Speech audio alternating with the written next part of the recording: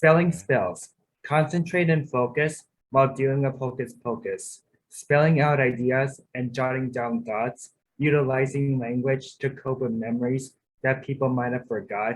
And now that the new world is nothing like it was before, hope is still possible to prepare for what lies in store, while also remembering to learn more and more and acquire knowledge through life experiences and not just by reading books. For spellbooks and grimoires could potentially contain beguiling incantations.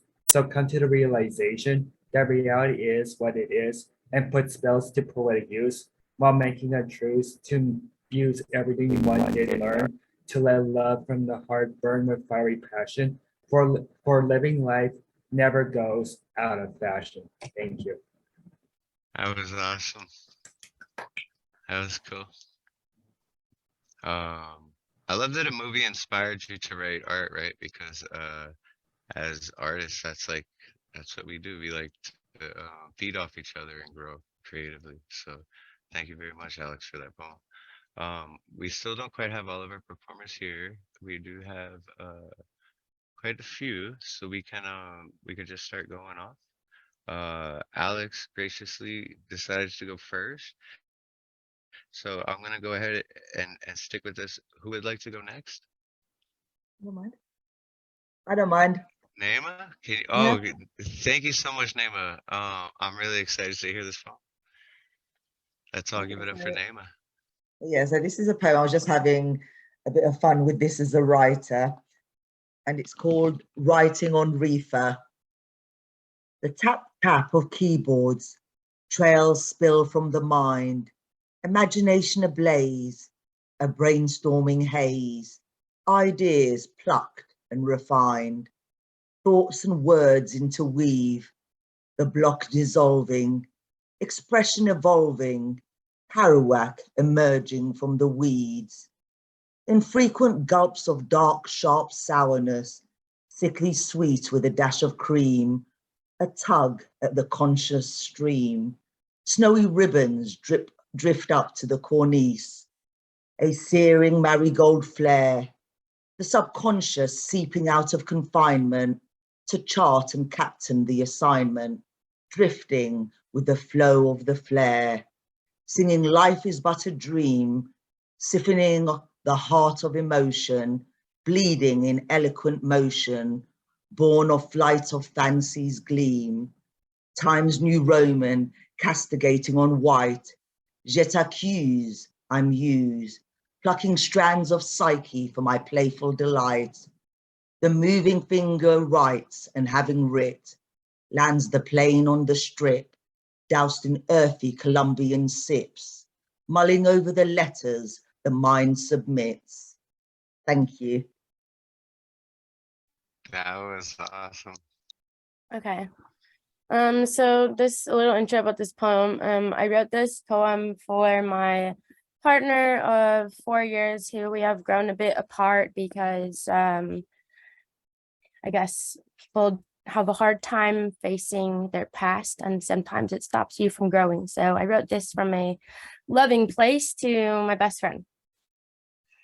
I'm saying this for the boys in the back, seated by the door and getting ready to go for one more smoke before you go home, before you're up next. And first, pay no mind to the bartender who asked you not to fight when you were just born ready and didn't mean to be.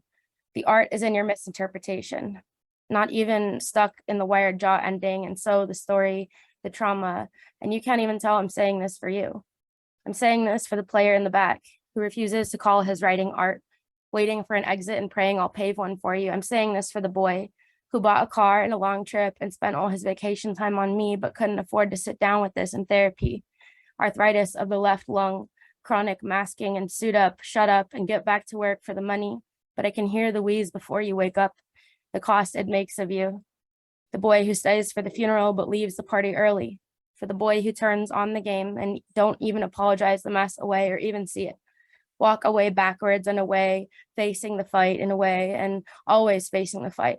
Never learning the footwork to turn around and stumble home for the second summer, but don't ever buy a ticket back to that town, but you can't stop saying that you miss it. Never face forward for the offering, Find a way to smile at the bruised knuckles because it's childhood in a bruise and not backwards. You eat this pill every day because it's harder to clean up and wash a day off without it. For the boy in the lemon smile, this is a weird goodbye.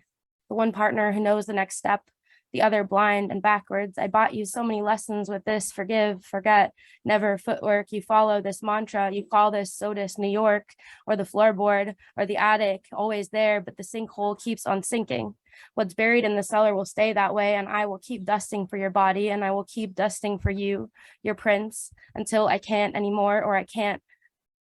I'm watching you wither to a mirror glance and call home about dreams. Fingerprint away until the words themselves are your apology for how I cannot teach you to love them. The boy in the back seat, and you are so afraid it won't be worth it, or the work of Sunday won't pay out, like still having a car and your family back home saying it's more than enough. You disappear while you wait for something to happen to you, and it will be anything, and you accept anything over and over, and you don't believe me, but the sinkhole keeps on sinking, and the kitchen sink, thank goodness. But the house is clean and the home is in the gutter. Your mind is a matchbox, and you light and you light and you light and you light, and this will eventually burn. The fish gutted and you put back in the salt water will think itself to swim, think itself alive for days with nothing left, and it aches through the water itself. It aches to a point through the wound, and it aches and it aches and it aches and calls upstream home until it bellies up all of a sudden. Hook like line and sinker on the shore, and blames the current instead of the fisherman for his emptiness. You bought the gutted fish, storied yourself into a breaststroke that started to look to me like drowning. To hunt for a meal that will feel full instead of hook, scar in the mouth. What about the boy in the back seat, asleep and not working out a self-defense? Ignition kicks when it burned out, embarrassed. You're not wrong, and wrong something better might be or is waiting, but I have to go now because this doesn't pay enough for the cost. My backseat girl, because you have to care enough about your gutter, your guts, to call off when it gets too messy, and also Sunday. But what about the party that you don't leave, but maybe one day introduce yourself at the door? I have to go now because I don't remember which days are the weekend anymore. It's too much work, but honestly, for my worth, my backseat girl, her face backwards for so long, she started to miss the gutter, and I can't go back to that. Come forward, turn around, bury this as always, or dig. Boy in the backseat asleep, turn to me, face the work, and I would wait. Bury yourself as always, or dig. That's it. Wow, that was awesome. Thank you. You That's have, amazing. yeah, the way she can just translate her reality and like, but in such like an engaging and like visceral way, like you have such a way with words. And like I told you last week, it was your first time, and it was just like you continue to blow me away, and like that was awesome. Thank you. So now one of my other favorite, but you guys, it's so hard to say all my another one of my favorite poets, another one of, but you guys are all just amazing, and I want to thank you so much for coming out tonight again. And next on the roster we have Phynne. So Phynne Belle, if you would like to Hi there. bless us with your words. I pulled up an older one. I hope you guys are okay with that. This is called Marian, a Found Poem. Jane Austen is one of my favorite authors, and Sense and Sensibility was one of my favorite novels. So I pulled some lines out of it and reimagined Marian's part in Sense and Sensibility. He must enter in all my feelings. To allow him less of me would speak detachment, flood through every cell, and he overwhelms my inhibitions. I relent, I am submerged. I cannot lift my head above the weight of his attentions. This is how I have made him. This is how I fashion him, and now he moves in the motions that is pantomiming desire, in the words that parrot good intentions. Sympathetic ear, do you realize if I could but know his heart, my own would finally be at rest, everything would be easy, because he would love me. He could only love me. Do you know he loves me? I feel that he loves me. It is in the thoughts exuberant that spill when he doesn't hold himself and his moods. It's in the silences we hold between the curve of our chests as we press them close, his breath, then my breath, becoming one, becoming their own rhythm, one waiting on the other. I am patience herself, but even this virtue cannot outlive what will remain unspoken. She does not sleep in this bedchamber. There is no room for this phantom to sigh as we sigh, to take her pleasure between our sheets. She is voracious for this affair, but am I to watch in the shadows, always resignation and acceptance? I am certain how he admires me as only a lover is capable, how he toys with the idea of her, a connoisseur reveling in her fleeting charm, her bluster, her wiles. I have endured her exaltation, her surety in this grand design. She dances before me as she mouths my refrain, because he would love me. He could only love me. Do you know he loves me? I feel he loves me. It's in how his eyes linger on me when he opens them and truly sees me.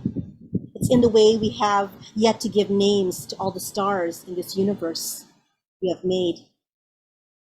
Did she see the raven fly the horizon today? Did she see her perch at the window knowing?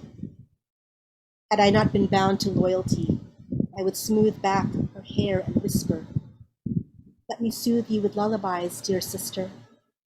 Had I not been bound to her confidence, I would hold her to me so we could weep and mourn our loss in unison.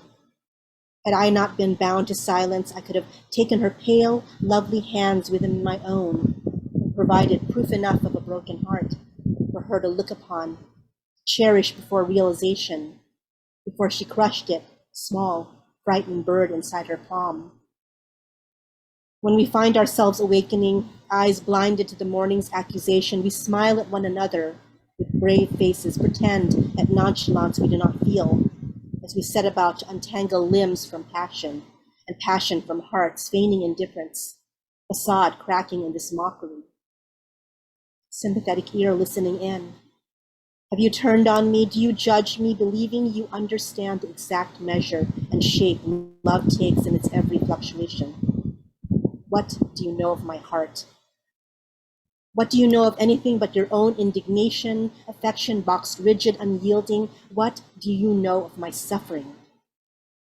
I do not need the insults you heap upon my bowed spine as I depart. You have no need to lend your voice. I cannot express my own abhorrence of myself.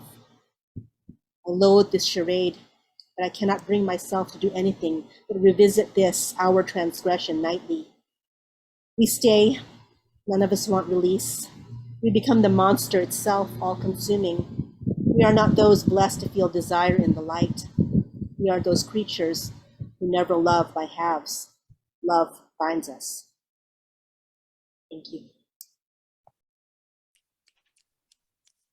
That was so good. What a cool concept to like, it's such like an homage to like write, you know, from like a different character's perspective from something you love. Like that's such a cool concept, and like you brought it like it was worthy of a remake of like it should be like a whole series. Like that was truly amazing. Yeah, so let's hear one from you guys want to hear one from Vayl? I mean, they're one of my favorite poets too. And then we can go into the second round. What do you guys think?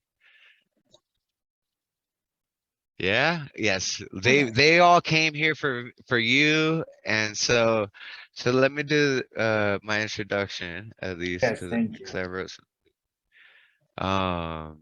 So this week we have a very special performer, someone who is quickly becoming one of my favorite writers. Their intellectual wit and grasp on the human condition is truly awe-inspiring. Open Minds is proud to present Vayl Larkin. So let's all just take a moment to give a big open-minded welcome to this beautifully amazing soul. Everybody. Okay, now I gotta figure out, good grief, a comment of mine on YouTube has 5,000 likes on it, and I'm really alarmed. That can't be good. Okay, I'm trying to think of what poem to do for this one. I kind of don't want to do the one I was going to start the set with because it's more of an intro to the set. I'm gonna do Okay. one that's kind of Yeah, just give us like an off one. We just want to hear it. You could freestyle right now, and I'm sure you would blow our minds. So I know your wit and your intellect, and like I'm really excited to hear whatever you have to go to us. thanks. Thank you. I love your confidence. Okay, hold on. Let me get a little bit more in position to use my stand there. I'm almost there, but not quite. And then I will just read a random one for myself. Okay. This is poetry, post row. He reads a poem he says is about women's rights, where he uses war as a metaphor and mostly sounds like a sociopath. I somehow doubt his sincerity. The next man says a bad word and is removed. This man says his poem is called Abortion, and he describes in lovingly clinical detail exactly what happens during childbirth. Epidural to episiotomy, like the whitest of writers detailing a murder of a black man by cops. Like that's needed. Like it's necessary to see red and taste metal to understand. Kind of assumes no one understands already. The white women in the room look uncomfortable. The white queers in the room look increasingly irate, and most of them are typing furiously by the end, but they do not look up from their phones. The black folks sigh and roll their eyes, and they look so tired, and I just want to scream, "Shut up!" to the man with the poem, but I don't, because it's not my place. And I'm waiting for the people in place to shout, or at least say something, but everyone is just uncomfortable and polite. Like me. I feel failure and cowardice like a vice on my throat. Cameras flash in the eyes of the listeners, showing them up in caricature glare, all their clean lines and privilege, all their neat beards and neat pearls and neat children. They drip saliva while he reads. I wonder how to abort this poem. I wonder how to choose peace. I wonder if he actually believes he is helping.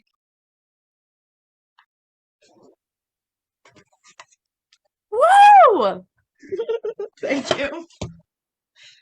Oh my goodness. Thank you. Is that a true story? That's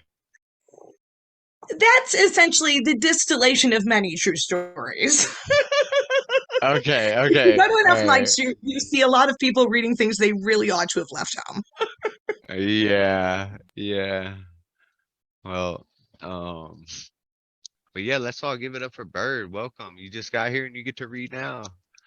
Closing out round one. All right, let me read a haiku real quick. All right, yeah. You can do a haiku and a poem if you'd like. All right, I'll just read a haiku. Okay.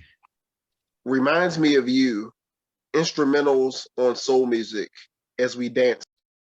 That was beautiful and amazing. It's on. and That's got to be I wanna like hear- the best haiku I've ever heard out of you. heard. Oh, you want me to read again? Yeah, if you could Yeah. read it one more time, that would be amazing. Reminds me of you, instrumentals on soul music as we dance slowly. I love that. That like captures like what it is to dance with someone and the love and the connection with someone. This is PG. Hey, how y'all doing? PG. I'm just Hey, we recruiting doing good, everybody PG. to this open mic because I love it. Yeah, definitely. Hey, PG man, what's up? What you got for us? You got a rap? You got a poem? What you got for us? That's some spoken word. Would you like to hear it? Yes. Oh, yes. Yes. We would definitely like to hear it. Okay.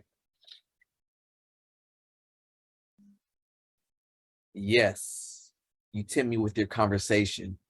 Not much more to do than to rebel. Sultry sweet tones in a milk honey casing. Only the divine could taste so sweet.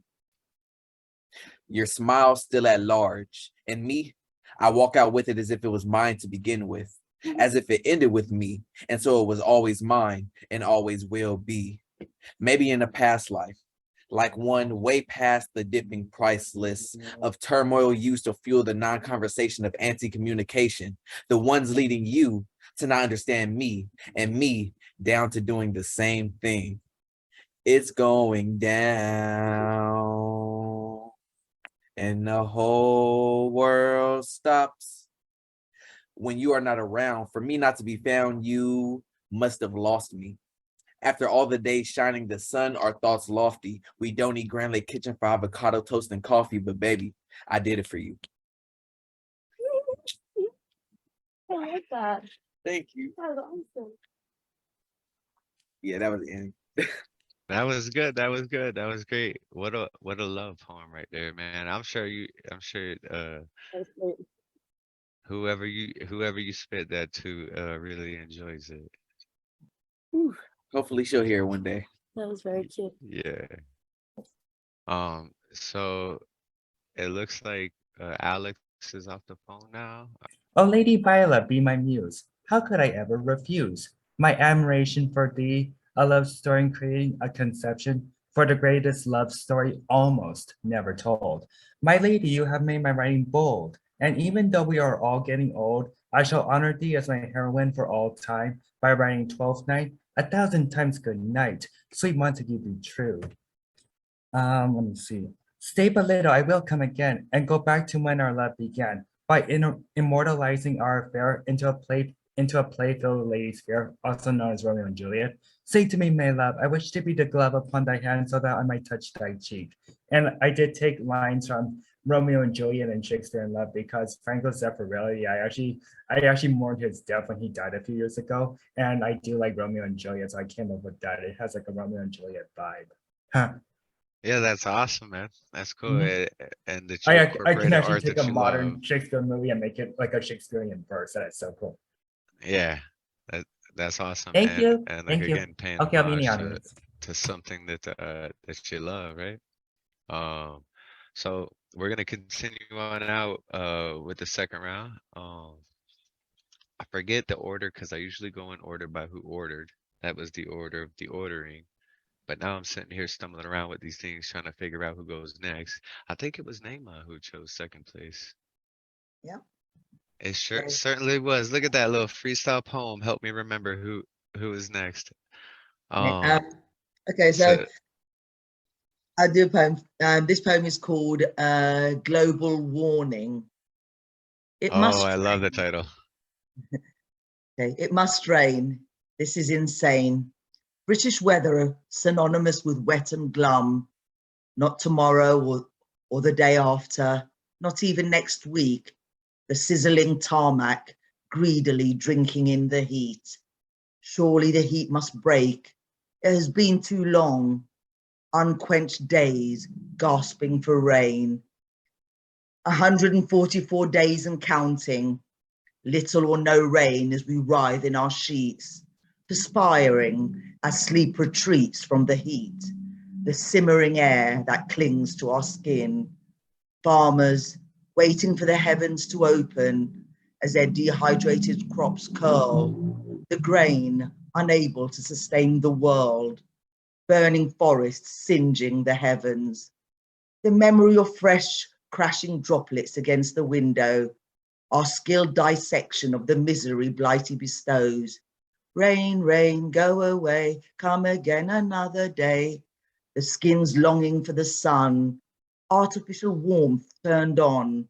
Rain, rain, come again, wash away our climate sins. The sky shuddered as the sighing showers came, first silently sliding on glass, teasing the grass, then clattering and colliding like a chorus of drums, a sliver of a stream winding through the gutters, frantically reaching and merging with the flow, a symphony of tinkling glass as they tumble below, twisted brollies as the work-weary run for cover, out of the flames and into the sea, its freshness washing away fatigue, our distressed gardens briefly relieved, an ocean of souls merging with the sea, caught between the floods and the fires, a flailing cycle of too much and not enough, pledges of green swept away in commerce's thrust, helplessly watching as time expires. Thank you. Let's everybody unmute and give it up for Nayma. We were That was clapping on crazy. mute. Yeah, so good, so good. Yeah. So Wow. Mattie, guess what? You're up on the mic. Round 2. Let's see what you got. Me? Yeah. Okay. Okay, so I wrote this in a poem today. It's like a 10-minute free write.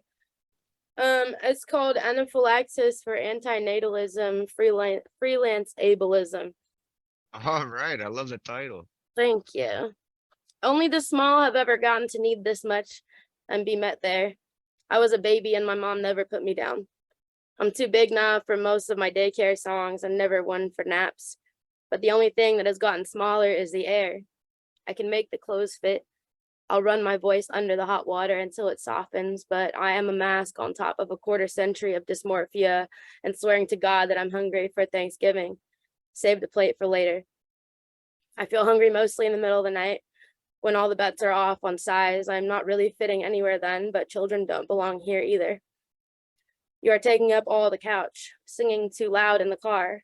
The supermarket screeches, you get bigger, and the fellow travelers teach you to stop, as they have learned to. They honk and swear and glare at your fingers, plugging up your ears like the ocean will fall out of them if you let go. Nothing fits here.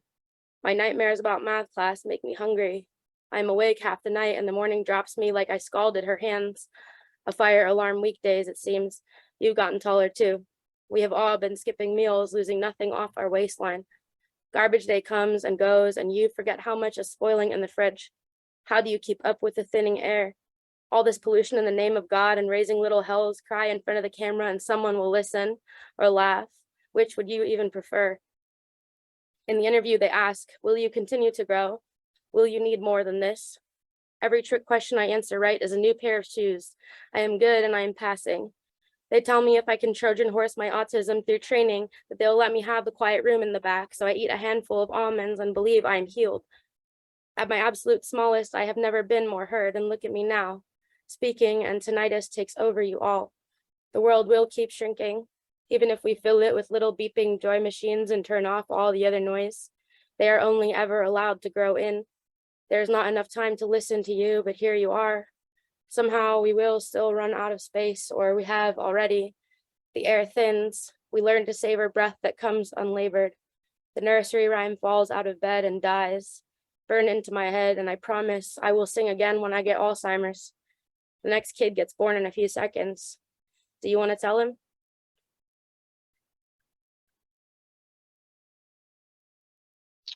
That's all. My goodness.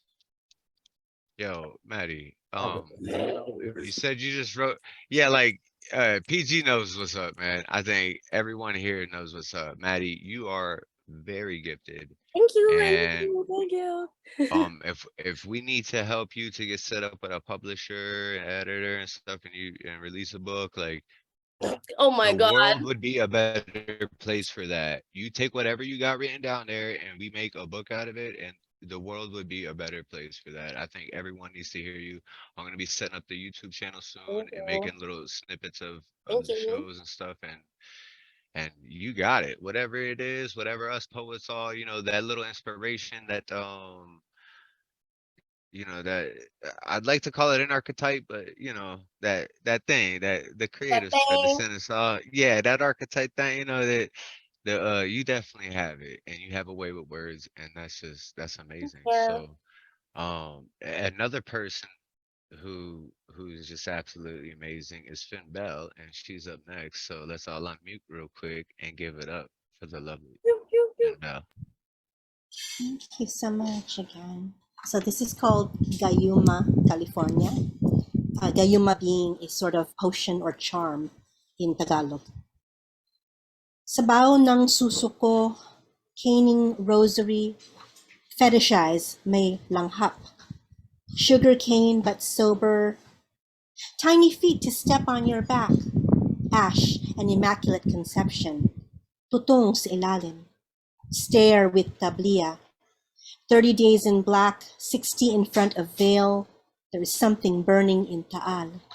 Duck egg falls, its embryo an orphan. Akyat na sa hagdan, mano po lola, out on street corners. Saliva and guava leaves, walis ting-ting for practical magic in these inlets. We walk, we mangkukulam, brujeria reigns all throughout Holy Week. I'm sorry, brujeria sits all throughout Holy Week, but we wait to drink it. Easter Sunday, we take a swig once more. All Saints dusk, dawn, All Souls, we learn that in catechism. On our knees, your prayer books in our hands, while your cock served our mouth. You said it was Holy Eucharist, how the white bread makes us suffer for our trespasses against you. We smash the goddess on our altar for your kingdom to come all over us. We mangkukulam, we blink you out. You are shard lodged in our third eye, old man on the hill, tongue thickened, impacts Earth Mother, about to birth, brown-skinned people, tall, narrow swings, our cradle, typhoons whistle lullabies, feed our eastern infert pearl, filters of kaping barako at lambanog. Open casket, best piña cloth, pinched cheeks like flushed vulva. Bolo at the ready, fingers in circle, kaan na po. The smoke, the rotting wood intoxicates me. Pilipinas kong minumucha. Deceived, there is something burning in the Oakland hills. Virgin ascends to heaven, body and soul, confession booth jerk off. Bride and only wear white. Ibong Adarna, bullet in her prism wand breasts. Dahon ng bayabas brings down the fever. Do not sweep the floors. Her soul has not yet departed. Thank you. Whoa. Whoa. I think we were all at a few parts like, Oh. what? Yo, that was so just amazing and bold. And that's what here, open minds, open mics about, is getting that emotion off. And I'd like to know what was the other language you were speaking? Tagalog. It's the Tagalog? one of the primary languages in the Philippines. Yeah. Okay. Tagalog, yeah. Tagalog. I'm gonna, cause I'm recording this, I'm actually gonna listen to that poem again, and I'm gonna learn just enough Tagalog to figure out what you're saying, cause it was a beautiful infusion of the languages and the emotions and the boldness of it. I think at one point we all jumped back in our seat, was like, what? Oh, she said that. Like, it was just, it was such a powerful moving piece. And thank you so much, Phynne. Like, you never cease to amaze. I get inspired by the people I'm around, and I was primarily here because I was excited that back to back Bear and Vayl were featuring here. So Excellent. Well, I'm very glad that that she did that, and we have Jane's spoken word. It's going to be featuring next Friday. That was amazing. On the 14th. So thank you so much. PG, everybody, give it up for PG. Yeah, I'm gonna do another short poem. This one's gonna be, so that first one I read for you is sort of like a part 2 that I wrote for this one. Okay, cool. We get the part 2. Part 2? No, yes, so but we get the prequel. Yeah, we already heard the part 2. We get the prequel. Yeah, I read part 2 for you. Now I'm gonna read part 1. Whew. You know those movies? I like that when it starts at the end. Okay. When you like somebody or want somebody, you're going to do what you got to do to get them. You're building blocks out of nothing, doing all you can to show something. When my interest shifted, the dimensions twisted. Literally, I broke through space for you. I made it all possible like there were no obstacles. 300 miles per hour, I feel unstoppable. If you were to ask before it happened, they would say it wasn't probable. You did it on your own, my nigga. I was proud of you. You got what you want, my nigga. I never doubted you. When I'm talking to myself, sometimes I tend to get emotional, but if I can't talk to me, then who can I get closer to? Yo, I love that last line. If I can't talk to me, then who am I supposed to get closer to? Thank you. What? That was good, man. That was fire. Woo. So, do we have any other performers in here that for the second Super round? Saiyan. Sorry. I love your shirt. We are actually. Thank you. All right, so let's do this. So Vayl Larkin is a trans NB, wheelchair enhanced writer and all-purpose nerd, an upstate native. They now call Pittsburgh home. They write poetry, short fiction, theater, and sometimes impassionate essays, which I would love to hear one of those one day. They have performed at various literary events, published in Drunk Monkeys, the anthology, Love Letters to Gaia, and other journals. Their multimedia work with ASL actor Crom Saunders has been featured in venues including the Cell Theater in downtown Manhattan. That is huge. That's like, let's all give it up for the amazing Vayl Larkin. Thank you. Thanks. Okay. I've had a really long, weird week. So the establishment of this set was a little fuzzy. So it's changed while you all have been reading because you've inspired me to read certain poems. So it's all your fault. But to start off with, I thought I would read an oldie but a goodie, I've been told. This piece is sort of an intro to me. This is a new space. Actually, it's kind of a brand new space, and then it's also new to me. And a lot of the people here are new to me, so I figured I'd just do a little intro. Or a big intro. Awesome. That's awesome. We would love to hear it, and we'd love to get to know you more. And yeah, we all love you. Thanks. Can we just say to take a drink? I have something called Sjogren's disease. If y'all ever get a lot of dry mouth and dry eyes, go to your doctor. So that's what I was wondering too. We need to chat later. We'll FaceTime or something later because I want to help spread awareness and raise donations and stuff for what you're going to. So we'll talk later about that. Okay. Okay. Warning label. Let's begin with the body. These are not my real teeth. I am an alien, a mutant, or my nipples simply annoyed me, so I said, fuck it. When you ask yourself the inevitable question, just pick the answer you like best. No, you cannot see my feet. I used to be a dancer and an athlete. Now I rely on a wheelchair. Bodies change. Please do not recommend yoga to me. If it did what you think it does, we wouldn't be having this conversation. Some of my bones are less like calcium buttresses and more like biscotti. I used to be a bondage model. Now, if I bend, I stay that way without the need for rope. Do you like really cautiously kinky sex? Please, please, please don't try to touch my feet. Why, yes, those are scars, and you're right, they're literally everywhere. My skin is less like a barrier and more like a politely worded suggestion. My power identity has been referred to by some as submissive, by others as switch, but by most as smartass masochist. Look, I had huge issues with my feet, with people touching my feet before they both broke. These are not the feet you're looking for. Posthumanism for the win. Now to the mind.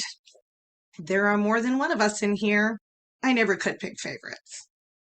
Night terrors. If you like long, cuddly naps after careful sex, I hope you also enjoy being panic attacked to death in your sleep. Yes, I do know a lot of random things about a lot of random topics. Please don't mistake any of this for actual expertise. How am I feeling right now? Let me bring up this dynamic graphing system. I usually don't realize the impact of anything I say until after everyone stares at me after I'm done. Either I had a very traumatic past or things just sound fucking scary when I say them. This doesn't just apply to trauma. I have put my foot in my mouth after rambling for far too long about Bronze Age European uprisings. I love learning more than anything. Teach me something new every day, and I will never leave you. Relative benefits up for debate. The heart. I would kill my way out of here just to see you smile. I wish that I wouldn't. I wish that I had less capacity for destruction. I hope that making the effort every day to be gentle with others, with myself, with the world around me, is compensating for the times I have let my destructive side out. I cannot live without the soul of a non-human in my life. My relationship with animals and other living beings fulfills an irreplaceable need. I will always love more than one person, though always in different ways. I don't think I've ever loved two people with anything like the same heart, like loving cerulean and maroon for all the same reasons. Love is not sex. I can be happy no matter the configuration of my sex life if I'm free to love openly. I wish I knew what a loving birth family felt like. I know what a loving chosen family feels like, and that is such a gift. The smell of earth, ferns, and running water makes me happier than anything else ever will. I know I am often confusing and sometimes difficult. And I treasure every person who loves me anyway. Truth. I will often make light of things I should be taking seriously. I do this to remind myself that we are tiny particles in a vast universe, and that this is an extraordinary thing. I will often take lighthearted things too seriously, because I always want to experience each new detail of life to its fullest. And that means admitting that some of the things that make me laugh are heartbreaking too. I will try to be better about telling the difference. Sometimes I will fail. I will love my way out of here just to see you smile.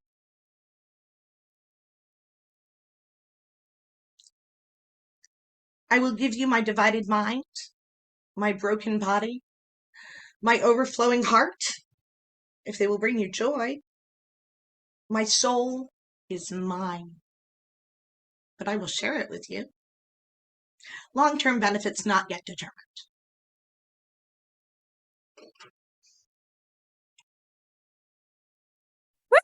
Thank you for sharing. Thank you, and thank you for being patient with me. I'm not, Wow, this is a new streaming setup for me, so I'm a little awkward with it. loved it. Are you- That was absolutely amazing. That was awesome. We all loved it. Like, Thank you. dude, What did you ask, Mattie? Are you Polly? I am Polly. Me too. Awesome. Andrew is one of my partners. My Hi. other partner, Kingston, is on the road right now and cannot be here. But Josh is my other partner. I forgot Josh was here for a second because he's usually not at the What a dream. that's awesome. Hey, I love that part. I mean, I don't love it, but I think it's tragically beautiful and amazing. I loved it in the context of the poem. The fact that you were a bondage model and now you have bones that are brittle as biscotti sticks, you said. Like, it was like, because one of my best friends, Matt Havoc, he used to be the host of all the Fetish Factory shows down in Fort Lauderdale. So like he would get up on stage, every week, do monologues, full drag. Like he used to love tricking rich men into thinking he was a woman. But then at the same time, that was Matt Havoc, and then there was Matt Long, who was my best friend, who would wear Jack Daniels shirts and like get fucked up with me and like chill, like, and seeing all the facets of you, I realized that you are a diamond. Is basically what I'm trying to say. Thank you. And Okay. I have nothing Should I but go love on, for or you. do you have something else to say? No, that was it. Basically, you're amazing, and we'd love to hear the next one. Okay, thanks. And now for something completely different. This poem has a trigger warning up the yin yang for that was probably the wrong thing to say. I don't always say that, but it just occurred to me. Apologies. I'm sorry, that was the But yeah, funniest way that you could have I ever just said it that. came out of my mouth and I went, why did I just say that? You heard it in a movie once is what happened. Oh my god, I apologize. Okay. Oh my All of god. our yin yangs forgive you and we love you. And we're, Okay, this has a trigger warning for abuse, all kinds of abuse, sexual abuse, most prominently. It is also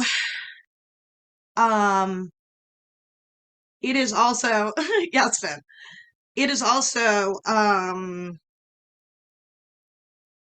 a poem about trigger warnings.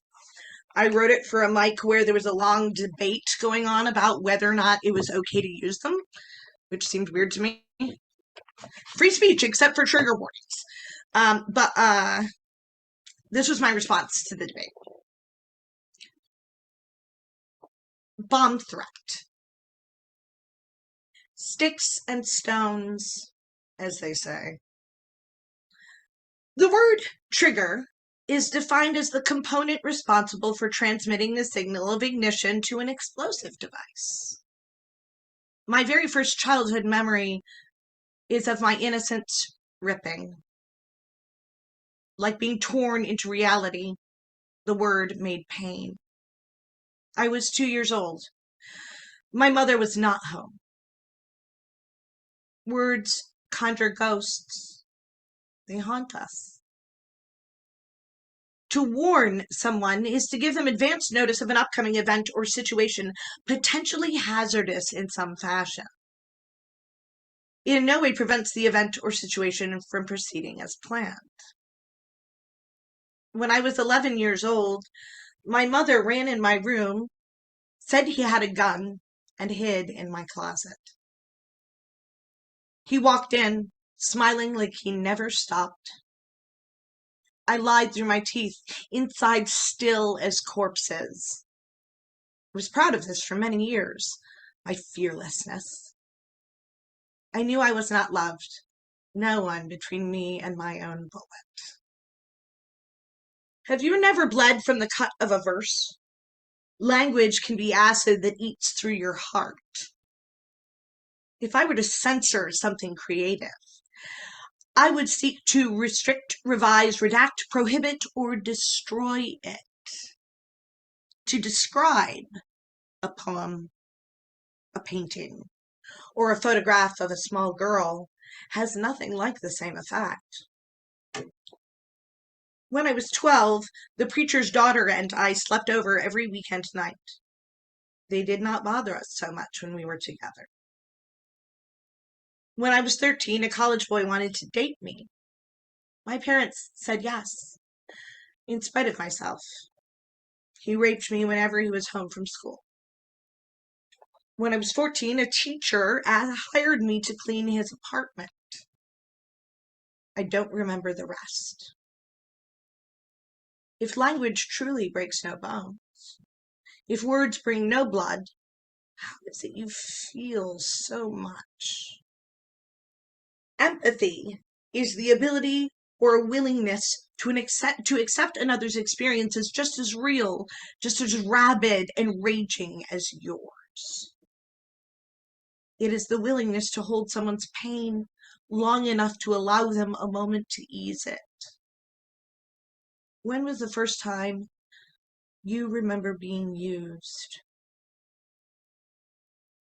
If you feel sick or angry or saddened or grieved, and you've never been broken like some have been broken, imagine reaching your wounds out for life-giving art, grasping on razor blades by surprise.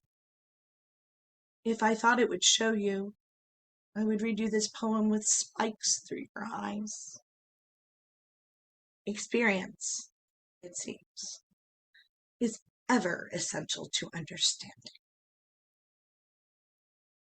that was very deep and very intense, and I've experienced abuse. I'm sure most of us here have experienced abuse one way or another, somewhere than others. And Thank you. That's why I give the trigger warning, because I know a lot of people have been through this. yeah, but also, like we're all here open minds, like like this is the stuff that needs to be said, and this is the stuff that needs to be heard, and this is the stuff that needs to be discussed, because it's still I fucking agree, happening, but no one should be forced into a conversation before they're Yeah, ready. that they don't want to. Yeah.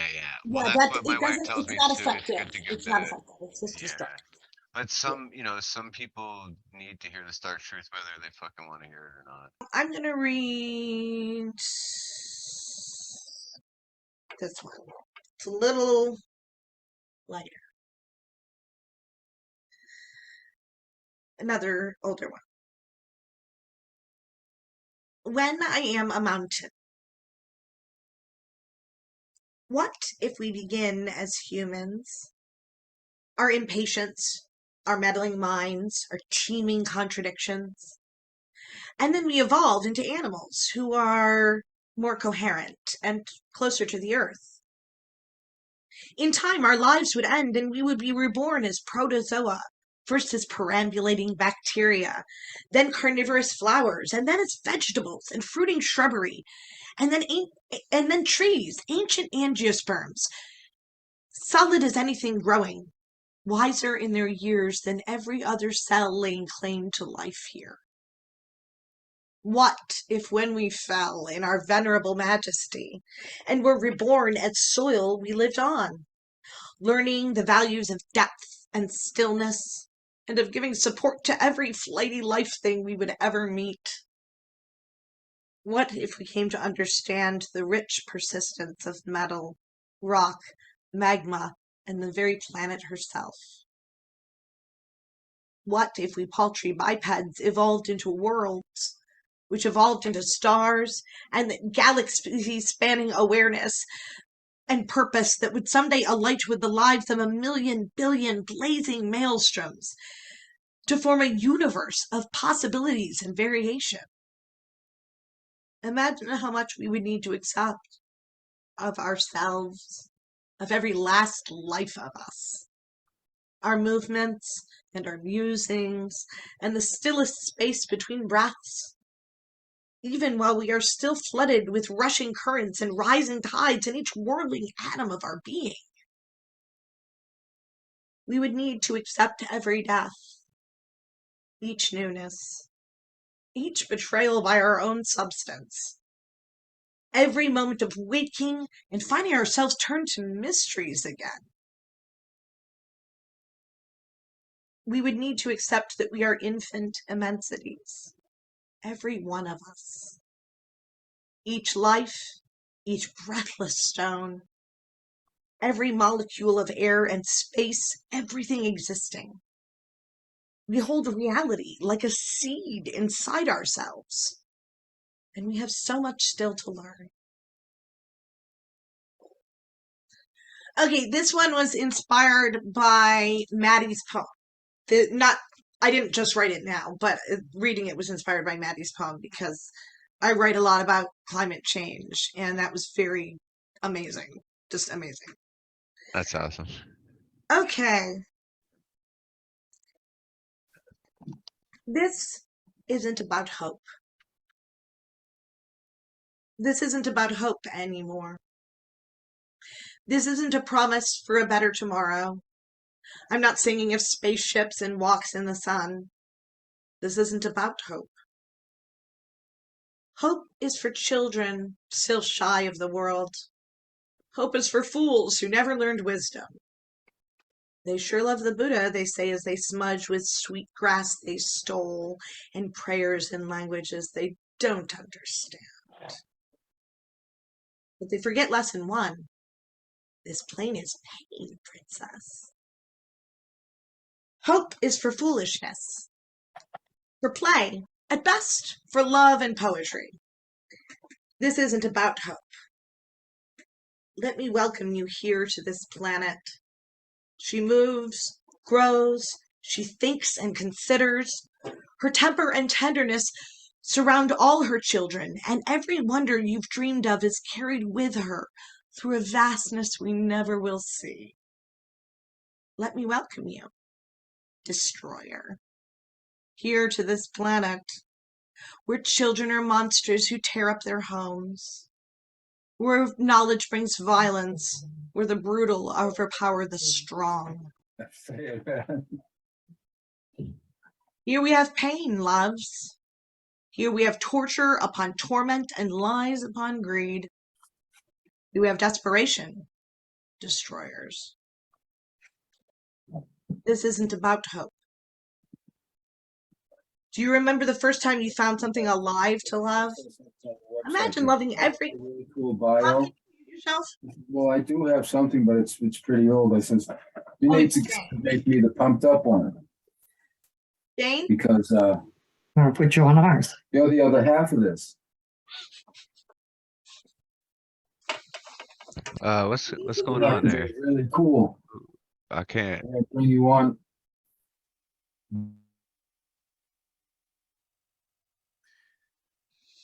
Well, there goes Tom. Okay, Jane's muted. Okay, I'm just gonna pick this up halfway through and read the rest of it and wait for Tom to get back. Is that cool? Nobody else is on camera. Okay, do you Hello? remember the first time you found something alive to love? Imagine loving every life. Imagine all that love attuned, all resonating. This isn't about hope, though. The tide we summoned is here. The seas shift, then the land, then the poles. And we will be undone almost certainly. Undone. Maybe not in Armageddon. More like thin, clinging remnants of humanity, lingering in derelict, anachronistic lives. Do you remember learning that there are indigenous societies where rape does not exist? Do you know? This is about movement. This is about accepting the catastrophes we have called up for ourselves, and for billions who never asked for transformation. Stop. Stop hoping. This is about how we have to stop. The war against our mother, against our home, against ourselves, against all those trillions of innocents everywhere. Save what we can if that isn't ourselves. We never earned the right to the life of a Leviathan. This is about mercy. This isn't about hope. Okay, I have to do one more because I have to do this for Andrew because he asked for it. Awesome. Fan request. We like that. In the Bible, there is a story, in the Old Testament, there's a story about an Israelite judge, which was what they had before kings, and a lot of them were women. An Israelite judge named Yael, and she discouraged her king from going to war. And when he insisted on going to war anyway, he was slaughtered. So she invited the general of the invading army to her tent for the night. At which point in time, she put a tent stake through his head while he was sleeping. And yeah. I love the history lesson before the poem. And Yael, what a cool name. Okay. Yael tends to Sisera. I ground the herbs. I mixed the herbs into the wine and I brought it to the table, where I poured it down my breasts and belly, between my thighs to pool, and his lips followed the flow. And when he had drunk deep, I poured the rest down to his open throat and chased the last drops with my tongue. He grew languid, and I sat across his knees while he laughed, and I carted my fingers through his hair and soothed battle-sore arms, legs, heart with my hands. Sleep herbs for the conqueror, too canny for poison. Sleep tastes of mint, though, and fresh goodness, and childhood. And he sees my wine-red breasts and thinks of home. Sleep, little warlord, carried on green wings. Lie still and feel the weight of every slaughtered babe slide off your skin like water. Find solace here with the sisters of your enemies. For surely we must nurture, and always we must bear, as all women do in this world made by men. Fallen, our precious charges, our mighty legions. What is a woman without her burdens? You have searched me for weapons. I am naked. There is only cloth and food and wine by the bed, and the tent is well secured. Look, I will show you the strength of our bronze. Pinning the leather so deep in the sand, you will be safe here. Any men of ours who might crawl in the night from the abattoir of their brothers will not find you. Sleep, little warlord. I will soothe your brow, massage your temples with my fingertips, secure you to the sand, and you will never have to kill again.